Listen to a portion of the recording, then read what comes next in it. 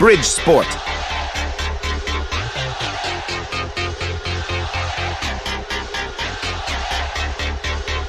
Bridge Sport.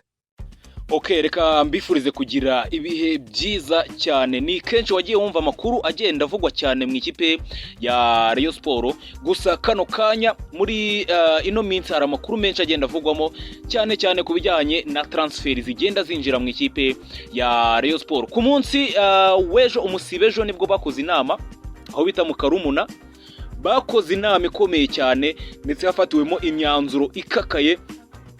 Ntekereza ko abafatse ba Rayon Sport ndetse n'ikipe ubwayo yakwishimira kumva imyanzuro imwe n'imwe yagiye ivugirwamo. Ni inama yari yahuje ubuyobozi bw'ikipe ya Rayon Sport ndetse Bridge Sport iza no kuba ihuza uruganda rwa Skol aho bita rwose mu Karumuna. Hanatangiwe n'ibihembo byo guhemba abakinnyi bitwaye neza, murabyibuka twabivuzeho.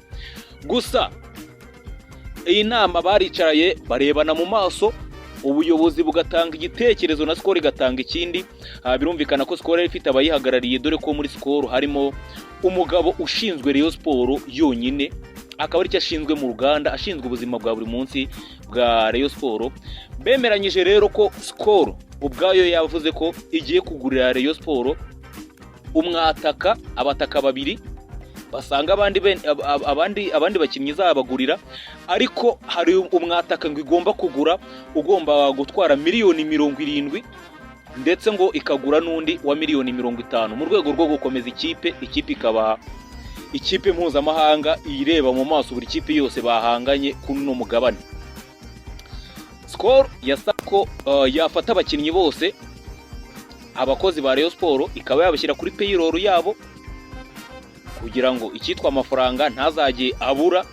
Ibyo Skol yarabyemeye, uvuze ko igiye kwicara rwose igakora umushinga neza, icyitwa abakinnyi, icyitwa staff technique ndetse n'abandi bantu bahembwa na Rayon Sport bakajya babona amafaranga ari uko n'uruganda rwa Skol rwahembye, kugira ngo icyitwa umushahara kihinduke ikintu bita inzozi. Ikibazo cy'umushahara, ibintu by'ibirarane, ikibazo gihinduka inzozi muri Rayon Sport. Ibyo nibyo Rayon Sport yapropozaga. Gusa Skol muri iyi nama bemeranyije ko ikipe ya Rayon Sport bagomba kuyiba hafi. Babandi bose bari hafi, twitaga ko bari hafi ariko batari hafi neza. Bemeranyije ko muri iyi mikino ya nyuma, noneho iyi match ya Bugesera y'igikombe cy'amahoro, iyo ngo bavuze ngo iyi ni kufa kupona, ni ya match y'urupfu, ni ugupfa no gukira. Icyitwa prime, icyitwa amafaranga, icyitwa gufata neza abakinnyi, ngo uzajya witsamura ako kanya ni ukuhita bamuha ikinini rwose, cyangwa bagashaka ukundi kuntu babigenza. Gusa icyo bemeranyijeho ni uko igikombe cy'amahoro bagomba kuba bagitwara. Muri iki gitondo rero nta kindi kizindutse kivugwa, hazindutse havugwa inkuru ya rutahizamu ukomeye cyane. Uruganda rwa Skol rugiye kugurira ikipe ya Rayon Sport rutahizamu ukina mu ikipe ikomeye hano muri kano karere k'ibiyaga bigari, ndetse rwose wagaragaje ubushobozi bukomeye. Uyu ni rutahizamu w'umunyazambiya, ngiye kuba ngarukaho nkubwire ibye, nkubwire aho deal ye igeze ndetse nuko bimeze. Gusa reka mbanze nkubwire ko ikipe y'igihugu Amavubi ku mugoroba wejo yakinnye n'ikipe y'igihugu ya Botswana itozwa na Didier Gomez Daroza. Umukino waje kurangira amakipe yombi nta itsinzi indi, ari ubusa ku busa. Abakinnyi ba Rayon Sport babashije gukina no mukino ni Muhire Kevin wakinnye iminota 45 ya mbere, ndetse na Arsene Tuyisenge waje kujyamo asimbuye, nawe aza kubona iminota mikeya akina. Biragoye ko wavuga uburyo bakoze performance ikipe itatsinze. Gusa uwitwa Muhire Kevin we yageragezaga gucreating utuntu twiza kubakurikiranye umukino.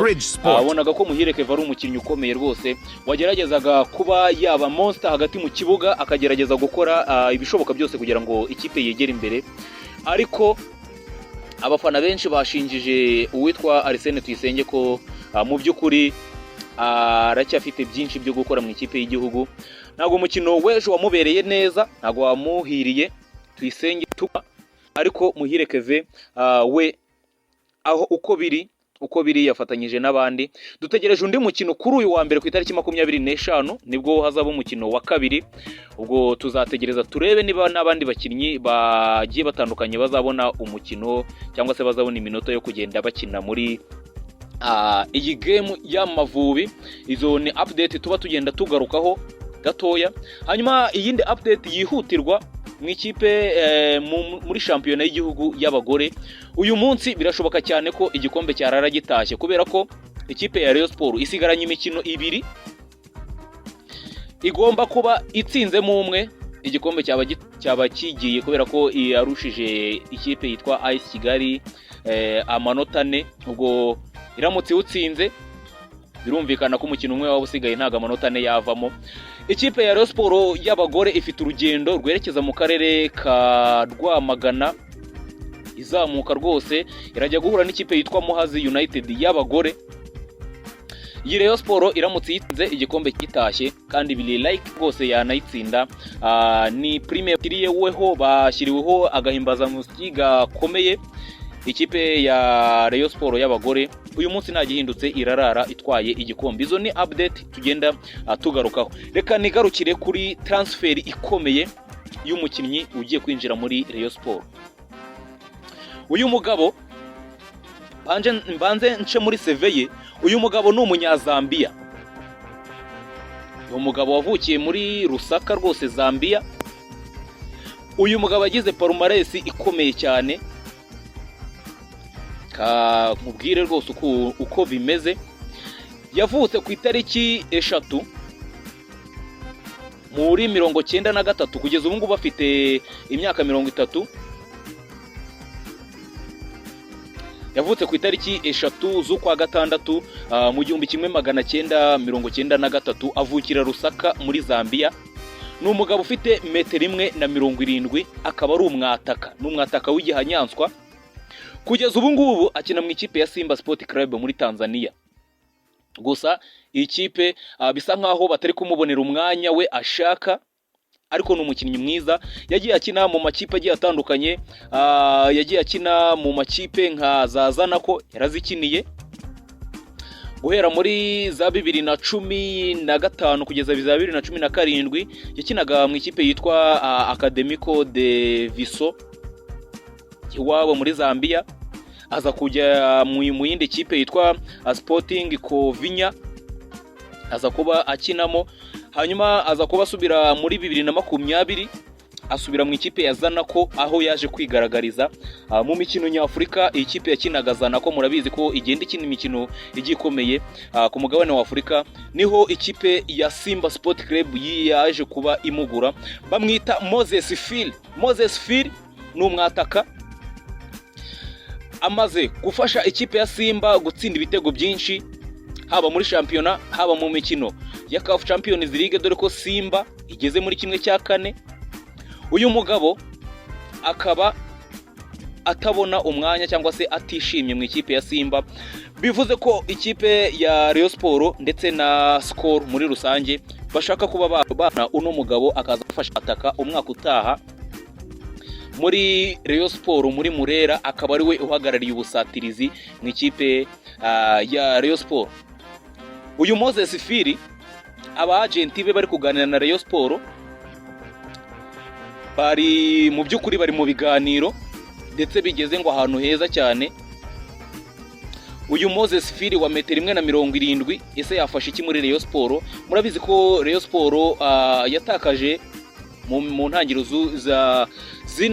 za kino gice cya kabiri cya shampiyona, batakaje Musa Esenu wabafashaga gutsinda ibitego by'imitwe, ariko nanone abafana bakamushinja kuba adatsindisha amaguru cyane. Gusa muri transfer zabaye abataka babiri baje, ari Arsene Agogo Kamara byaje kwanga, ari undi nawe bazanye nawe byaranze. Bisa nkaho ubusatirizi bwa Rayon Sport ari ukwirwanaho, kubera ko nubundi uwitwa Charles Bare ni ucyataka. Uyu Moses Phil rero akaba agiye kuzana ibisubizo bikomeye cyane muri Rayon Sport. Ni transfer imwe muri transfer ebyiri zazindi zibihanyanswa Skol yemereye Rayon Sport.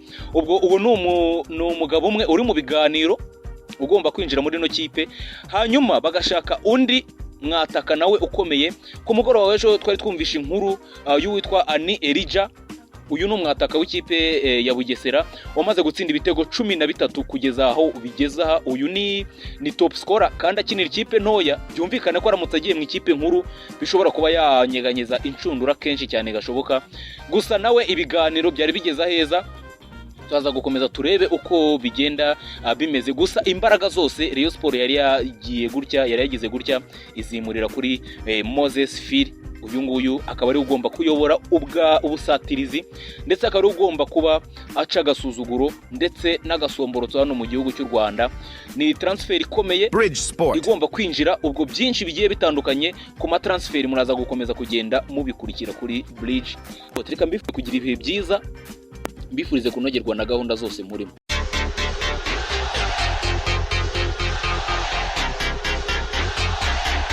Bridge Sport.